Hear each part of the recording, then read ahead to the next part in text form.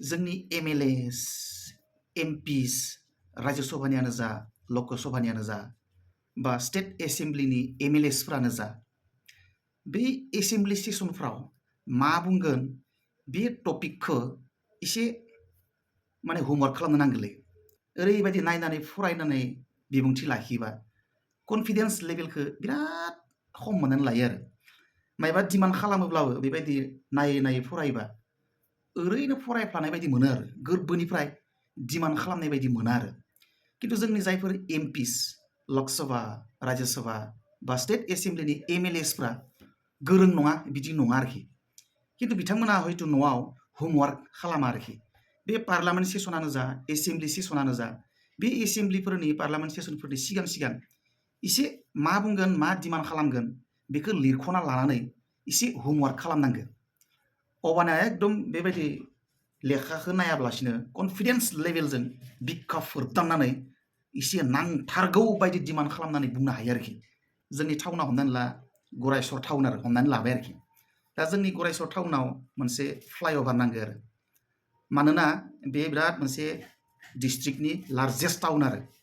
ओमफ्राय बे टाउनाव माने रेलवे क्रसिं जायो एकदम टाउननि गेजेरजों। मानसिफ्रा बिराद प्रब्लेम जादों। कमिउटार्सफोर, बिजनेसमेन, स्टुडेन्टस बा अफिसियेल्सफ्रा बेजों बारनायाव बिराद ट्राबल फेसिं जागासिनो दं आरोखि। सम मथे सहैया आरो गोबां मेडिकेल इस्युस रिलेटेड माखासे प्रब्लेम क्रिएट जायो आरोखि। दा बेखौ नोङो इंराजिजों नायाब्लासिनो बुंनो हायोना। जोंनि MPs, MLAsफोरा बुंनो हायोब्रा, आंहा कनफिडेन्स दं, हायो होननानै फोथायनाय दं। खिन्थु नों एसेबो होमवर्क खालामाबा नों हानाय नङा।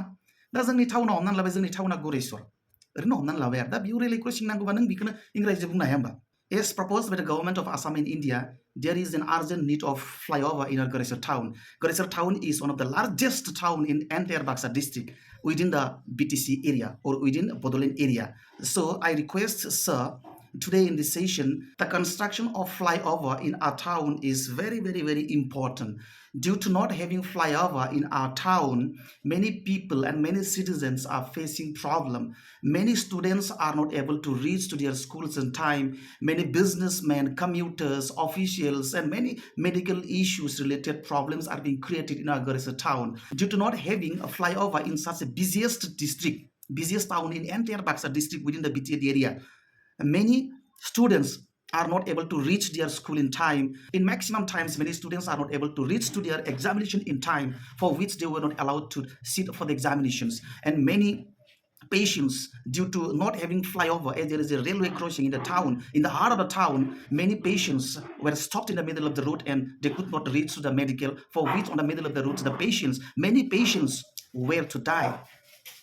And many businessmen, many government and private officials are not able to reach to their office due to not having flyover in the town. The number of trains along this track are increasing day by day, for which very frequently the road is blocked due to the flying of the trains. So it is very, very important for the construction of flyover at the crossing of the town.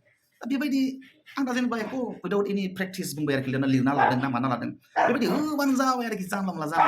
दा बेखौनो नों जेरै बोहैलारलायनानै, सार, it is very important to construct at the railway crossing at Goreshwar within the BTD area. So I request to construct a flyover as soon as possible in our Goreshwar town at the earliest. And I फरायबाय थाबाथाय demand होनायखौनो माबा demand नङि बायदि मोननानै लायो आरोखि।